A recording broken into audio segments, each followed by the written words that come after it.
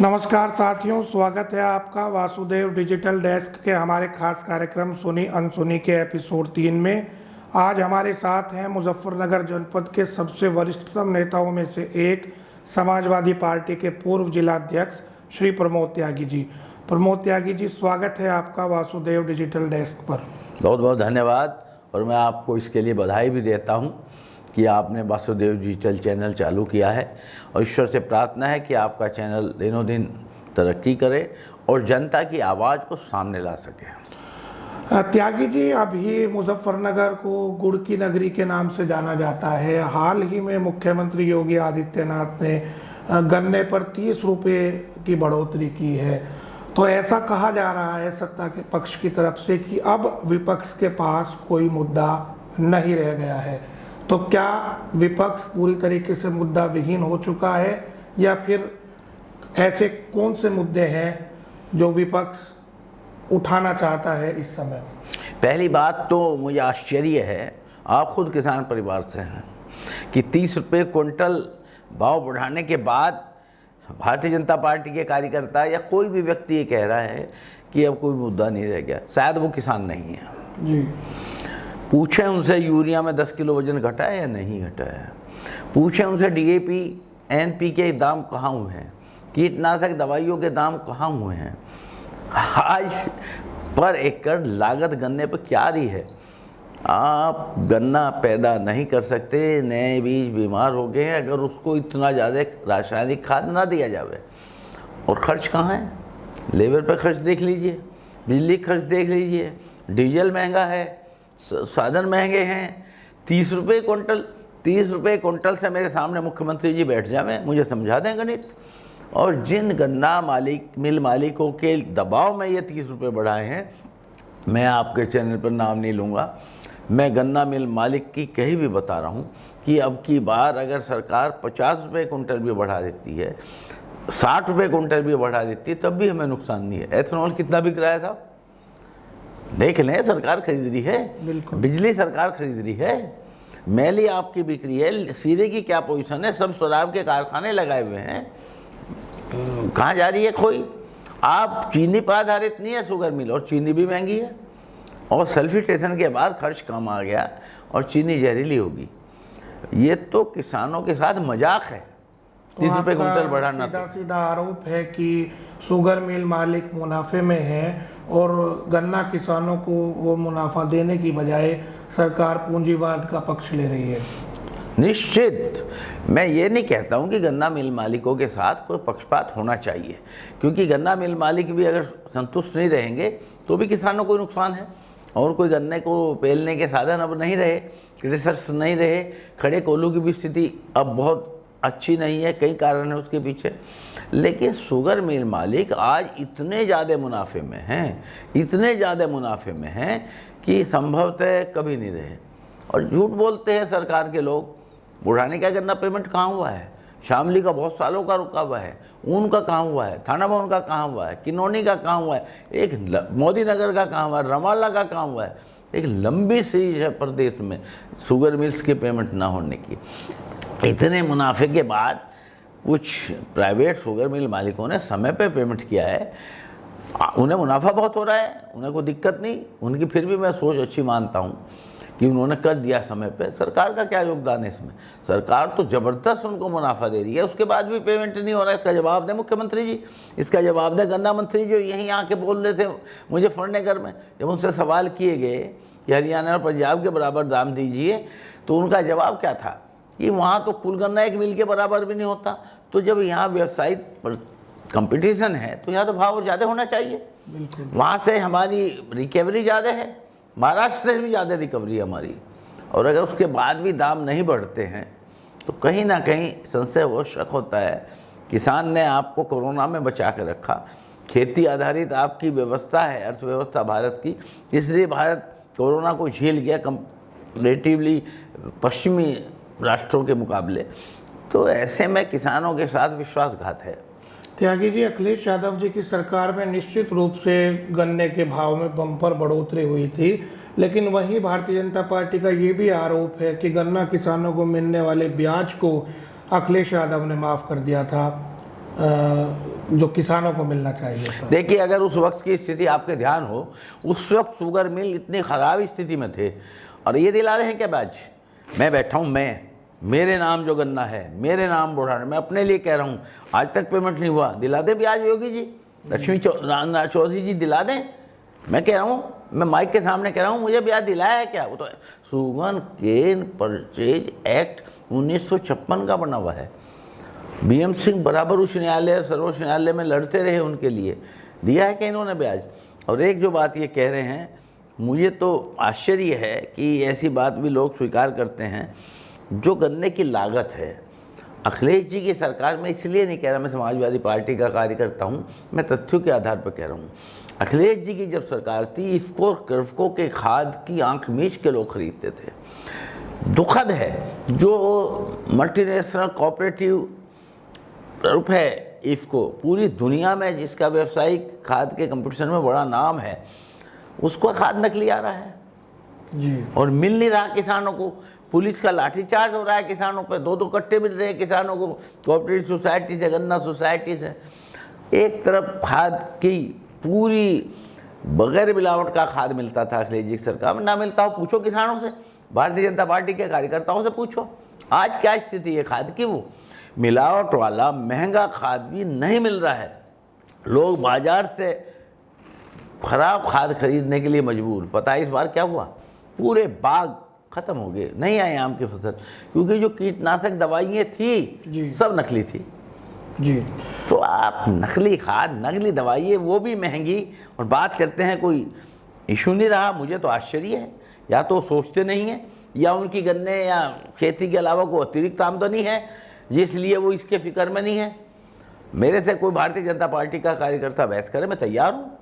बताइए क्या लाभ हुआ किसानों को? दूसरा सवाल हमारा त्यागी जी आपसे है, मुजफ्फरनगर जनपद की बुढ़ाना विधानसभा सीट सबसे ज़्यादा समाजवादी पार्टी की मजबूत सीट मानी जाती है। उस सीट से आपकी इस बार दावेदारी है, तो टिकट को लेकर आप कितने आश्वस्त हैं? क्योंकि आपके अलावा भी बहुत सारे समाजवादी के नेता बुढ़ाना विधानसभा क्षेत्र में अति सक्रिय हैं। देखिए, किसी भी पार्टी की मजबूती इसी से है कि उसकी हर विधानसभा क्षेत्र में ज़्यादा से ज़्यादा प्रत्याशी टिकट मांगे। जहाँ तक मेरे विश्वास की बात है, मैंने अपना पूरा राजनीतिक जीवन स्वर्गीय मुलायम सिंह यादव जी, अखिलेश यादव जी, समाजवादी पार्टी को व्यय किया है। मुझको भी बहुत सुविधाएं, बहुत ऑफर्स थी दूसरी पार्टियों की, मैंने कभी भी समाजवादी पार्टी से बाहर जाने के बारे में विचार नहीं किया। जो पार्टी का आदेश रहा, किसी को टिकट दिया, उसी के साथ में खड़ा रहा। किसी भी पार्टी कैंडिडेट रहा हो, मेरी मर्जी का रहा हो या ना रहा हो, 2012 में मैंने ये डिलिमिटेशन में बुढ़ाना सीट बनवाई थी, सबको पता है। मेरठ में बहस हुई थी, मेरठ यूनिवर्सिटी के सभागार में, मैं आर्गू करके आया था जी, मैं बहस करके आया था। बड़े नेता थे पूरे, 5-6 मंडलों का वो था, मेरठ, सहारनपुर, आगरा, अलीगढ़, बरेली, मुरादाबाद। बड़े नेता सब, चौधरी अजीत सिंह जी, कल्याण सिंह जी, रशीद मसूद साहब, जो बड़े नेता थे पश्चिम के, सब वहाँ उपस्थित थे, हर राजनीतिक पार्टी के। मैं बुढ़ाना सीट के आर्गूमेंट करके बनवा के आया। टिकट मेरा वहाँ से नहीं मिला, नवाजी सालम को मिल गया, मैंने नवाजी सालम को लड़ाया। मैंने अब की बार मेरा हक था, मुझको 86,000 वोट मिला था 17 में। समझौते में सीट हमारे नेता ने लोकदल को दे दी, राजपाल सिंह बालियान लड़े, हमने राजपाल सिंह बालियान को लड़ाया। पार्लियामेंट में चौधरी अजीत सिंह जी रहे हों, हरिंदर मलिक रहे हों, उनसे पहले संगीत सोम रहे हों, उनसे पहले वीरेंद्र सिंह रहे हों, जो भी रहे, उनसे पहले मुनव्वर हसन रहे हों, कोई भी रहे हों, सबको हमने चुनाव लड़ाया है। और मैं चैलेंज से कहता हूँ, 1993 से आज तक जो मेरा अपना बूथ है, वो बहुसंख्यक बहुल बूथ है जी, कभी समाजवादी पार्टी चुनाव नहीं आ रही है। तो मेरा हक बैठता है। मुझे अपने नेता के नेतृत्व पर विश्वास है कि आदरणीय अखिलेश यादव जी मेरी प्रार्थना को नज़रअंदाज नहीं करेंगे, और उसी विश्वास पर मैं विश्वस्त हूँ कि बुढ़ाने से मुझे चुनाव लड़ा जाएगा। त्यागी जी, चर्चा जनपद में ये भी है कि आप ही के पार्टी के जिला अध्यक्ष जिया चौधरी जी इस पक्ष में नहीं है कि आप वहाँ से चुनाव लड़ें, बुढ़ाना विधानसभा से। देखिए, टिकट देना, जिया चौधरी जी मेरे पुत्रवत हैं, बड़ा स्नेह मुझे उनसे, उन्हें राजनीति में एक्टिव करने का भी मुझे श्रेय है। आप उन्हीं से पूछ लेना कभी बुलवाओगे अगर इसमें मैं झूठ बोल रहा हूँ। मेहनत उन्होंने की, लेकिन थोड़ा बहुत मेरा भी उसमें हिस्सा है। ये तय करना कि कहाँ से कौन लड़ेगा अखिलेश यादव जी का काम है, ना ये हैसियत या चौधरी जी की, ना ये हैसियत प्रमोद त्यागी की कि कौन लड़ेगा कौन नहीं लड़ेगा। ये तय करना माननीय अखिलेश यादव जी का काम है। त्यागी जी, इसी के संदर्भ में मेरा आखिरी सवाल बुढ़ाना विधानसभा को लेकर है। 2002 के चुनाव में पार्टी ने आप पर विश्वास व्यक्त किया, 2007 के चुनाव में पार्टी ने आप पर विश्वास व्यक्त किया, 2017 में भी आपको टिकट मिला। तीनों बार आप विधानसभा का चुनाव किन्हीं भी कारणों से हार गए, तो चौथी बार पार्टी आप पर विश्वास क्यों करे? बहुत उदाहरण है, जो 4-4, 5-5 बार हारे फिर भी पार्टी ने उन पर विश्वास किया और चुनाव जीत गए। जी, बहुत उदाहरण है। मुझे एक नाम बताओ जो चुनाव ना हारा हो। ऐसे नाम मैं बताऊं क्या? अच्छा लगेगा कि जो कई बार हारे फिर भी उन्होंने टिकट मिला, जीत गए। बिल्कुल। मैं कभी जमानत जब्त हुई है क्या मेरी, या कभी मैं तीसरे चौथे नंबर पर रहा हूं क्या? बराबर मैं नज़दीक जाके चुनाव हारा हूं। नजदीकी अंतर से आप हर अच्छा, बार 2002 और 2007 में बुढ़ाना सीट नहीं थी, आपको मैं बता दूं। मैं तब खतौली से चुनाव लड़ा। बुढ़ाना बनी है 9 में, 12 में पहला चुनाव हुआ, मुझे टिकट नहीं मिला। 17 में चुनाव हुआ, उस वक्त नरेंद्र मोदी का बहुत आभा मंडल बढ़ा हुआ था देश में जी, और हमारे उत्तर प्रदेश में कुल हमारे 46 विधायक जीते थे, बिल्कुल। कुल 46। उस समय आंधी, मैं उस वक्त 85-86 हज़ार वोट लेके गया हूँ। शायद हमारे जीतने वाले विधायकों में भी 15-20 को इतनी वोट ना मिली हूँ। जी, तो आप मुझे बताओ, इस जिले के सबसे ताकतवर नेता कौन है? क्या वो नहीं हारे? संजीव बालियान नहीं हार गए अब चुनाव? बिल्कुल। उमेश मलिक नहीं हारे 2 बार, 13,000 वोट मिली थी 2012 में। 12 के चुनाव में जी, अब की बार भी हारे। राजपाल बालियान नहीं हारे, 2007 में भी हारे, 2012 में भी हारे। बिल्कुल। हैदर मलिक नहीं हारे। हैदर मलिक हारे 1996 में एमएलए हारे, एमपी हारे, फिर 98 में हारे, 99 में हारे, 2019 में हारे, 5 बार हारे। वो भी कोई नेता नहीं है जिले। हुकुम सिंह नहीं हारे। बिल्कुल। मुझे नाम वीरेंद्र सिंह लगातार हार रहे हैं, जब से लोग जैसे एमपी भी हारे, एमएलए भी हारे। एमएलसी बनना एक अलग चीज़ है, लेकिन ये जो चुनाव है ये वो भी बराबर हार रहे हैं जो इस जिले के ताकतवर नेता है। बताओ कौन नहीं हारे? संजय चौहान भी हारे, अब जो है एमपी हमारे बच्चे हमारे चंदन चौहान भी हारे। मुझे नाम बताइए कौन इस जिले का नेता जो कभी नहीं हारे? त्यागी जी, आप जनपद मुजफ्फरनगर के वरिष्ठतम नेताओं में से हैं और उन सौभाग्यशाली व्यक्तियों में से हैं जिनके घर पर किसान मसीहा चौधरी चरण सिंह जी का आना हुआ। तो किसान मसीहा चौधरी चरण सिंह जी को उनकी सादगी के तौर पर और किसानों के लिए बेहतर से बेहतरीन कार्य करने के लिए जाना जाता है। तो मेरा सवाल आपसे है कि क्या कोई ऐसा संस्मरण है जो आप हमारे दर्शकों को बताना चाहेंगे चौधरी साहब से जुड़ा हुआ? देखिए, चौधरी साहब तो इस देश के बहुत बड़े नेता थे। मैं अपने को सौभाग्यशाली मानता हूँ कि मैं उनके चरणों में बैठ के राजनीति की है। उनका बहुत बहुत आशीर्वाद मुझे प्राप्त हुआ है। उनके संस्मरण की तो मैं एक ही उदाहरण बता दूँ। जब पंजाब में आतंकवाद चल रहा था और पंजाब के आतंकवादी पूरे देश में बसों में नहीं बैठ सकता था, अगर कोई सिख बैठ गया तो डर जाते थे लोग जी। हर सिख आतंकवादी नहीं था, वो कुछ थे जो पाकिस्तान द्वारा प्रायोजित थे या किसी और शक्ति द्वारा प्रायोजित थे। लेकिन आतंक इतना बढ़ गया था, वहाँ सार्वजनिक स्थानों में लोग घूमने जा रहे, वहाँ बम विस्फोट हो गया, विद्यालयों में बच्चे जा रहे, वहाँ बम विस्फोट हो गया। हालत बहुत ख़राब थी और देश का कोई भी राजनेता उनके विरुद्ध बोलने की स्थिति में नहीं था। पहले व्यक्ति चौधरी चरण सिंह थे जिन्होंने कहा आतंकवादियों के खिलाफ प्रधानमंत्री जी इंदिरा गांधी जी कार्रवाई कीजिए, देश का सुधरता पहले है और देश को खतरा है, देश का कोई अंग। वो पंजाबी राज देश की मांग कर रहे थे, नहीं होना चाहिए, कार्रवाई कीजिए और मैं आतंकवादियों के विरुद्ध हूँ। बहुत उनको चेतावनी दी आतंकवादियों ने। तो ये निर्भयता चौधरी चरण सिंह में थी जो गांधी जी की प्रेरणा से थी और वो किसानों के दुख को बर्दाश्त नहीं कर पाते थे। मैं तो बहुत समय आपका लग जाएगा चौधरी साहब के, तो ये मैं उनकी निर्भयता का संस्मरण सुना रहा हूँ। और एक नहीं, मैं एक बार बैठा था, मैं था, कबूल सिंह जी थे पूर्व मंत्री, बाबू हुकुम सिंह जी थे, वो जिलाध्यक्ष थे जी चौधरी साहब के पास। चौधरी साहब ने, भाई हुकुम सिंह, 2 महीने से मैं इनकी कर्मचारियों की तनख्वाह नहीं दे पाया हूँ, जो उनके आवास पर थे, जो दफ्तर पे थे, जी, जी। लोक दल के कार्यालय, उस वक्त जो पार्टी थी हमारी जनता दल है, और मेरी 2 मीटिंग रखाओ, एक भैंसी में, एक लालू खेड़ी में, और 50-50 हज़ार रुपये की थैली लूँगा मैं जी। किसानों से। 1-1 रुपया इकट्ठा कराते थे वो, किसी बड़े आदमी से चंदा नहीं चौधरी साहब लेते थे, पूंजीपति से नहीं लेते। और मुझे तनख्वाहें देनी है, 2-2 महीने की रुकी हुई हैं, ये दफ्तर बंद हो जाएंगे। मीटिंग रखी गई, एक लालू खेड़ी, एक भैंसी में जब मीटिंग हुई तो हम 40,000 इकट्ठा कर पाए। तो उन्होंने माइक से कहा, मेहंदी असगर MLA थे, कबूल सिंह उसके संयोजक थे, मैं भी था, मैं भी पार्टी का जिला मंत्री था। तो उन्होंने कहा मैं नहीं लेता 40,000, इसे तो अभी पूरे करो 50,000, मुझे तनख्वाहें देनी है भाई जी।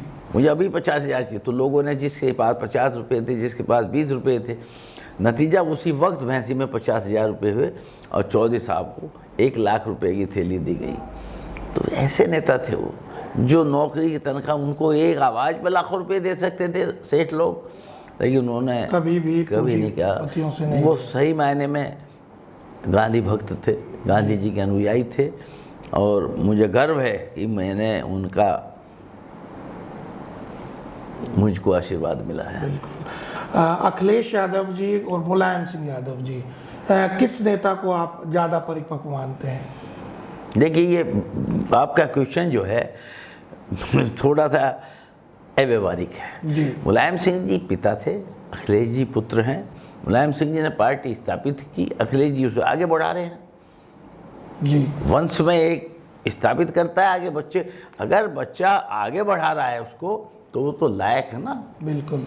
और जिन्होंने स्थापित की वो तो थे ही लायक, और जो बेटा उसे और आगे बढ़ा रहा है वो भी लायक है।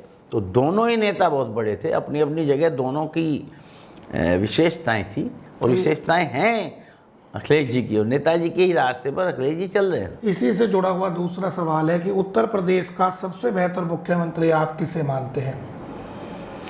देखिए, उत्तर प्रदेश में पंडित गोविंद बल्लभ पंत से और आज योगी आदित्यनाथ हैं, अपनी अपनी जगह अलग विशेषता लिए हुए मुख्यमंत्री हुए। चौधरी चरण सिंह का अनुशासन, जी, मुलायम सिंह जी का किसान के प्रति झुकाव, और अखिलेश जी का प्रदेश का विकास, धरती पुत्र का उन्हें नाम दिया गया था। और अखिलेश जी का प्रदेश के विकास में ये जितने राजमार्ग बनवाए स्टेट के, NHI की बात नहीं मैं कर रहा, वो आज भी आगरा लखनऊ हाईवे से बढ़िया नहीं है कहीं, जिस पे सेना के विमान उतर, राजमार्गों का उन्हें जनक कहा गया। मेट्रो चलाई उन्होंने एम्बुलेंस चलाई, इतने लोग मर जाते थे एक्सीडेंट में, लोग चले जाते थे। अब और भी कुछ नहीं, 108 पे फ़ोन करते हैं तो एम्बुलेंस तो आ जाती है। वैसे व्यवस्था इन्होंने ख़राब कर दी एम्बुलेंस की भी। 100 नंबर चलाई, हिंदुस्तान पहला एशियाई देश बना जहाँ 100 नंबर पे फ़ोन करके पुलिस आती थी। पहले लखनऊ खबर जाती थी, फिर थाने आती थी, थाने वाले झूठ भी नहीं बोल सकते थे। मौजूदा सरकार ने आके उसे 112 किया और लखनऊ से संबंध खत्म कर दिए। एम्बुलेंस को तेल नहीं देते, ड्राइवर नहीं है उन पर। इतने बड़ा विजन था अखिलेश जी का, कोई इसका जवाब थोड़ी है। ये आपकी बात से मैं त्यागी जी निश्चित रूप से सहमत हूँ कि बहुत अच्छे विजन के साथ बहुत शानदार क्रांतिकारी काम अखिलेश जी ने किए हैं, लेकिन कहीं ना कहीं जो श्रेय उन्हें मिलना चाहिए था, एक पब्लिक परसेप्शन जो उनके खिलाफ अच्छा होना चाहिए था, उतना श्रेय उन्हें नहीं मिल पाया, और उस तरीके के जननायक की छवि वो अपनी नहीं गढ़ पाए। तो इसके पीछे क्या कारण है? वो नहीं बना पाए ये बात नहीं है, बनने नहीं दी। कौन थे? मोदी जी और अमित शाह ने जो सबसे शातिराना खेल खेला हिटलर की तरह, उन्होंने देश की मीडिया को कंट्रोल किया। इंदिरा जी इतनी सशक्त नेता थी, लेकिन उनमें कहीं डेमोक्रेटिक सेटअप जिंदा था। वो जवाहरलाल जी की बेटी थी, कोई और भी नेता रहा हो, कहीं ना कहीं उसके अंदर डेमोक्रेसी जिंदा थी। और हमारे प्रधानमंत्री जी और गृह मंत्री जी तो वो निरंकुश आदमी हैं। जिस दिन प्रधानमंत्री पद की शपथ ली थी, उसी दिन माननीय प्रधानमंत्री जी ने सबसे पहले ये न्यूज़ चैनल्स को कंट्रोल कराया। एक बात बताओ मुझे, हिंदुस्तान टाइम्स और टाइम्स ऑफ इंडिया किन के अखबार थे? बताओ, बिरला के थे। जी बिरला कोई कमजोर मल्टीनेशनल पूंजीपति नहीं है क्या? बिल्कुल। अगले दिन 26 में उन्होंने शपथ ली थी, 27 या 28 में ही वो उनको अंबानी को खरीदवा दिया। सबसे बड़ा चैनल है शायद TV9, जी वो अंबानी को अगले दिन खरीदवा दिया। NDTV को भी, NDTV तो अडानी को खरीदवा। मैं कह रहा हूँ NDTV तो इतना बड़ा नहीं, TV9 सबसे बड़ा चैनल है। जी सारे अंबानी अडानी को खरीदवा दिए। उस तरह के उन लोगों को वहाँ बिठा दिया गया है, एंकर्स को, जो केवल वो भी सवाल विपक्ष से पूछते हैं, सवाल रूलिंग पार्टी से पूछे जाने। आप सब 25 साल से नीतीश कुमार बिहार में सत्ता में है, सवाल अब भी लालू जी के कर रहे हैं। जंगल राज भाई आपने 20 साल में क्या किया जो आज भी लालू प्रासंगिक है? बिल्कुल। अगर आज भी लालू रेलिवेंट है तो इसका मतलब आप कहीं समर्थ नहीं है। आपको अपना वोट काट देना चाहिए। 20 साल में आपने क्या किया? इसमें अगर त्यागी 20 साल जी, में समाजवादी पार्टी पर मुस्लिम तुष्टीकरण की इतनी गहरी छाप पड़ गई है। अभी अखिलेश यादव जी ने दीपावली पर बयान दिया, तो क्या हिंदुओं की नाराजगी से आपको डर नहीं लगता? समाजवादी क्या बयान दिया? पार्टी वालों को क्या बयान दिया? उन्होंने दियो को लेकर कोई बयान दिया है, हैं? दीपक को लेकर कोई बयान? पढ़ो बयान दियो को। आपने सुना? आपने बयान सुना है क्या? नहीं, आप विस्तार से बताइए। बिल्कुल नहीं है वो, जी बिल्कुल नहीं है। सेकुलर होने का मतलब प्रो मुस्लिम होना नहीं है। अगर मुस्लिम गलती करता है तो उस पर भी कार्रवाई होनी चाहिए, लेकिन केवल अगर धर्म के आधार पर कार्रवाई आप करेंगे तो वो दुख होगा। फिर तो जो आज़ादी की लड़ाई लड़ते रहे लोग, भगत सिंह को शहीद आजम क्यों कहा जाता है बताओ? जो भगत सिंह ने बयान दिए थे अदालत में, 313 का बयान जिसको बोलते हैं CRPC का, उसे पढ़ लो। आज जो आप भगत सिंह की बात करते हैं, सरदार पटेल की आप बयान पढ़िए, क्या बोला था उन्होंने RSS के बारे में, इनके बारे में। फर्क क्या है? फर्क ये है कि नेहरू का परिवार आज भी राजनीति में है, इसलिए सारे हमले नेहरू पे कर दो। ये IIT, ये IIM, ये बांध, ये भी बोकारो भिलाई और ये सब इतने बड़े काम नेहरू ने किए। हमला सबसे ज़्यादा RSS विरोधी सरदार पटेल जी थे। बिल्कुल। सबसे ज़्यादा बैन भी किया था इसके विरोधी सरदार भगत सिंह थे। और देश के नाम जो संदेश नेताजी सुभाष चंद्र बोस ने सिंगापुर से दिया था, वो पढ़ लो क्या था। फॉरवर्ड ब्लॉक उन्होंने बनाई। आज भी फॉरवर्ड ब्लॉक क्या है? लेफ्ट पार्टी है भी बंगाल की, केरला की। त्यागी जी, बात तो वही हो गई ना। आप भारतीय जनता पार्टी पर सांप्रदायिक होने का आरोप लगा। नहीं, आपका प्रश्न सुनिए। आपने कहा कि अखिलेश यादव पर, मुझे एक एग्जाम्पल दीजिए सरकार की 5 साल की, इनकी मैं दूंगा। एक एग्जाम्पल दीजिए जो प्रो मुस्लिम होना आप सिद्ध कर दें। मेरा सवाल यही है कि समाजवादी पार्टी के प्रति जो धारणा बनी हुई है, जिस समय समाजवादी पार्टी सत्ता में थी तो कई आतंकियों को छोड़ दिया गया था। मतलब 1-2 के नाम बताओ। अब नाम तो मेरे जहन में उस समय नहीं है, तो क्योंकि प्रश्न आपको ये करना चाहिए कि जिसके मामले में आप क्लियर हो। अब क्यों बंधे में JNU के उसमें 3 मुस्लिम लड़के 5 साल से। आजम खान जी भी आजमगढ़ गए थे। आजम खान की भी मैं बताऊंगा। हिंदुस्तान की एक ही यूनिवर्सिटी वर्ल्ड के नक्शे में है, पता है कौन सी है? जवाहरलाल नेहरू यूनिवर्सिटी। उसको खत्म करना चाहती है BJP। क्यों? आज भी नेवी के ऑफिसर को इंजीनियरिंग की डिग्री कहाँ से दी जाती है मालूम है आपको? JNU से। जी। आप इतनी बड़ी यूनिवर्सिटी को केवल इसलिए कि वहाँ आपके प्रशंसक कम हैं खत्म करना चाहते हैं। जो देश जो है देश प्रेम है। त्यागी जी, मुजफ्फरनगर से ही आप रहने वाले हैं और 2013 के मुजफ्फरनगर के दंगों ने देश और प्रदेश की राजनीति को पूरी तरीके से बदल कर रख दिया था। इस बात से शायद बिल्कुल आप सही कह रहे हो। क्या उस दंगे के आंकड़े आपको मालूम है? किसे आप आरोपी मानते हैं दंगे का? उस दंगे के आंकड़े आपको मालूम है? मैं नहीं चाहता वो जख्म आज कुरेदे जामे, लेकिन अगर आपके माइक के सामने भी मैंने आंकड़े बता दिए तो शायद आप आश्चर्यचकित रह जाओगे। बस मैं इतना इशारा करता हूँ और आप कहेंगे तो बता दूंगा, आपके लिए भी हानिकारक हैं वो। दंगे को जिस तरीके से दुष्प्रचारित इन मीडिया चैनल्स ने किया, असल बात यह है मोदी जी 20-15 साल 2002 में शायद बने थे, मुख्यमंत्री बने थे। हाँ, और गुजरात हमारे देश के काफ़ी धनी राज्यों में है जी। हमारा सबसे बड़ा बंदरगाह कांडला बंदरगाह गुजरात में है। विदेश से सबसे ज़्यादा सामान कांडला बंदरगाह के जरिए देश में आता है। तो बड़े बड़े पूंजीपतियों का, पूंजीपति भी ज़्यादा गुजरात के हैं, विदेश में भी गुजराती हैं, क्योंकि वहाँ को फौज में नहीं है गुजरात का आदमी। फौज में सिसोली के, बोरे के, मुठभर के ही हैं।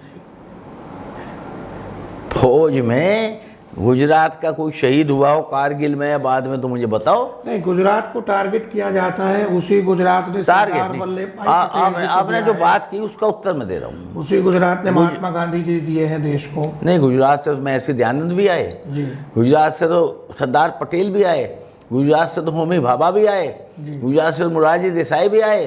जी ऐसा नहीं है कि गुजरात निगेटिव ही है, लेकिन गुजरात से कोई सेनानी नहीं आया फौज में देश की रक्षा करने वाला, वो सब बिजनेसमैन है। बिल्कुल। उसके लिए हम और आप हैं, उत्तर प्रदेश है, पंजाब है, हरियाणा है, निसंदेह। और भी प्रदेश हैं। तो मैं ये कह रहा हूँ, जो आपने एक बात कही थी कि तेहरे गिरेंगे, इन्होंने गुजरात के मुख्यमंत्री रहते हुए देश के इजारेदार पूंजीपतियों का विश्वास जीता मोदी जी ने। वो बहुत लंबी दीर्घ योजना से चल रहे थे, उसी आधार पर अडवाणी जी को खा के वो बीजेपी को 2 से यहाँ तक अडवाणी लाए, और अडवाणी जी को मार्गदर्शन मंडल में भेज दिया। खुद बैठे क्या मोदी जी? क्यों? पूछा आपने किसी बीजेपी वाले से सवाल कि अडवाणी तो 75 के बाद रिटायर होंगे, जोशी तो 75 के बाद रिटायर होंगे, लोकसभा की स्पीकर 3 दौर की तो 75 के बाद रिटायर होंगी, और नेता तो 75 के बाद रिटायर होंगे, और नॉन बायोलॉजिकल नेता मोदी जी 75 के बाद भी जुगे जो रहेंगे। क्यों? देखिएगा, एक अंदरूनी डर तो है भाजपा के शीर्ष नेतृत्व को, इसमें कोई संदेह नहीं है।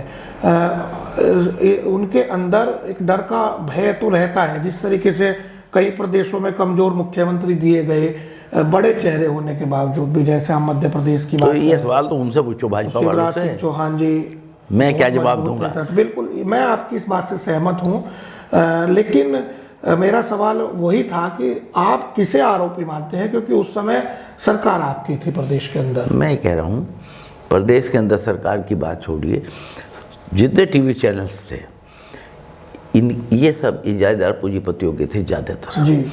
जी न्यूज़ चैनल बहुत बड़ा था, उसको हमने राज्यसभा भेजा हरियाणा से, बीजेपी ने भेजा नहीं भेजा? बिल्कुल बिल्कुल। कौन चैनल का मालिक था जो इनका नहीं था? उसके जरिए इन्होंने अडवाणी काटे, फिर सरकार में आने के बाद उसको दुष्प्रचारित किया प्रदेश में। देखा अखिलेश जी बहुत काम कर रहे हैं। मुजफ्फरनगर के दंगे क्यों हुए, उनको कैसे डील किया गया, ये एक बहस का विषय है, और मेरी आपसे ये अपेक्षा है कि ऐसे जख्मों पे अब पूरे इतना हमारे जनपद के भी हित में नहीं है। लेकिन मैं इतना कह सकता हूँ कि अगर कभी इतिहासकार या कोई इस बारे में डिबेट करेगा या कुछ निर्णय लेगा, तो शायद जो प्रचार किया गया वो ना सही हो। एक अभी आपने सवाल आजम खां के बारे में कहा था, आजम खां को आप कितना जानते हैं? पहली बात तो आजम खां सांप्रदायिक नहीं है, बिल्कुल नहीं है, ये रामपुर के लोगों से पूछना आप। दूसरी बात, आजम खां बेईमान नहीं है। जो आजम खां पे 75-90 मुकदमे हुए सब सरकार प्रायोजित हैं, और उसमें 90% मुकदमे मुस्लिमों के किए हुए हैं। वहाँ नवाब रामपुर परिवार उनके खिलाफ रहा, ताकतवर मुस्लिम परिवार सब खिलाफ रहे। आजम खां एक ऑर्डिनरी व्यक्ति थे, और योजनाबद्ध तरीके से उनको कमज़ोर करने की कोशिश की गई। हाँ, यूनिवर्सिटी जो उन्होंने कायम की है, मौलाना अली जौहर यूनिवर्सिटी, इसमें उन्होंने बहुत मेहनत की है, इसमें लोगों ने चंदे भी दिए हैं, उनकी रसीदें हैं। उसको लेकर के किया जा रहा है सब। कोई भी विषय नहीं है दुनिया का जो उसमें नहीं उन्होंने रखा। ऐसा नहीं हो केवल मुस्लिम पढ़ते हैं। आज भी मैं एक्चुअल परसेंटेज तो नहीं बता पाऊँगा मंच अब, लेकिन मेरी जानकारी में 50% से भी ज़्यादा हिंदू विद्यार्थी पढ़ते हैं। लेक्चरार्स भी वहाँ टोटल मुस्लिम हो ऐसा नहीं है जी, सब समुदाय के हैं। तो यूनिवर्सिटी बहुत अच्छी कायम की थी, वो स्वीकार नहीं हुई। उसमें हो सकता है उनका अति उत्साह रहा हो, लेकिन वो एक अच्छे नेता हैं, समझदार नेता हैं। प्रमोद जी, आप बहुत परिपक्व नेता हैं, वरिष्ठ नेता हैं। किसी एक जाति से आपको यदि हम जोड़कर देखते हैं तो आपके साथ बेईमानी होगी।